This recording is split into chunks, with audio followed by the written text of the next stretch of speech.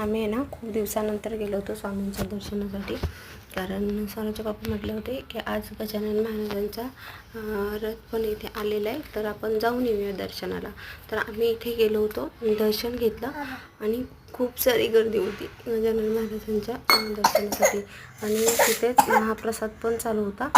मग तिथे आम्ही सगळं पाहिलं वगैरे, मस्तपैकी दर्शन घेतलं, स्वामींचं दर्शन घेतलं आणि मग निघालो आम्ही घरी परतीच्या प्रवासाला. आणि तसंच मग तिथून झालं, इथं निघालो होतो तर स्वराचं चाललं होतं की शेजारी गाई वगैरे गोठे होते त्या ते दिसत होते. मग पहा इथून पण दिसतंय. आणि मग चाललो आम्ही घरी.